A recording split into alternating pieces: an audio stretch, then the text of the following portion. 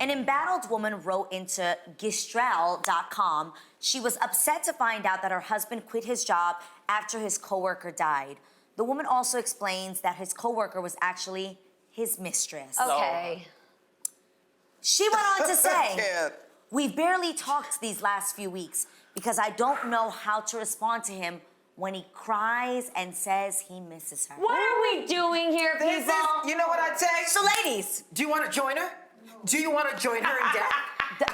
It's a great question. I'm still stuck on respond. You have a response for this fool who's actually stuck.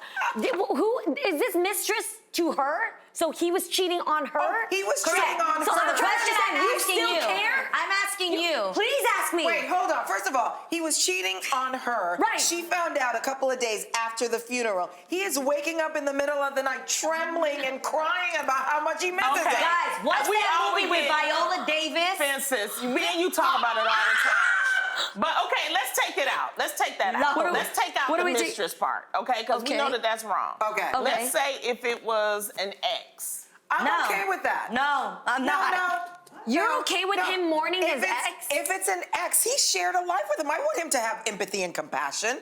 I don't want him to be cold. I don't want him waking up in the middle of the night, freaking out. But I want to see that he cared about this person enough. Empathy and compassion is one thing. Full-on mourning, I know someone that goes to the gravesite of their ex-husband, who they already were divorced from when he died, with their new husband. Actually goes and weeps. The new husband goes to and stands there. Yo, 1-800-Flowers, man. That's good enough. I need you. You're doing a lot, people. You're doing a lot. And it's funny because my dad, shout out to Papa Joe literally be like, she can't just go there by herself. And I even feel like there's a level of respect.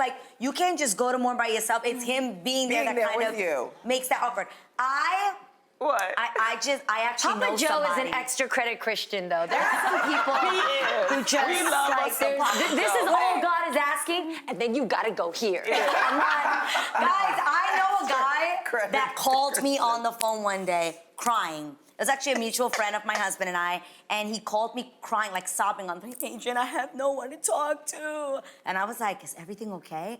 Bible. And he's like, I don't know if there's anybody I could say this to, but I know you won't judge me. He's like, I broke up with my girlfriend. And obviously we weren't tight like that. I actually had never met his wife. Okay. I think maybe once in passing. Anyway, he's mourning his girlfriend. And, he can't share that with his wife, obviously. Right. Similar to this, she didn't die, she broke up with him. Yeah. And he was very sad about it, and he was crying. Okay, that's enough. So That's the twist we needed, Adrian. So I hang up the phone story. and I call Iz, and I'm like, what is happening here? And at the time, Iz and I weren't together, we were just friends at the time, and he was a mutual friend. And he was like, cut it out. He's like, don't call him back. He's like, he's trying to see if you want to replace the other mistress.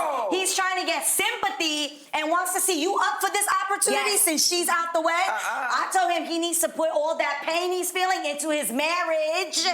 Right. And I said, if you crying like this, imagine how your wife would feel if she heard you having this conversation with me. Okay.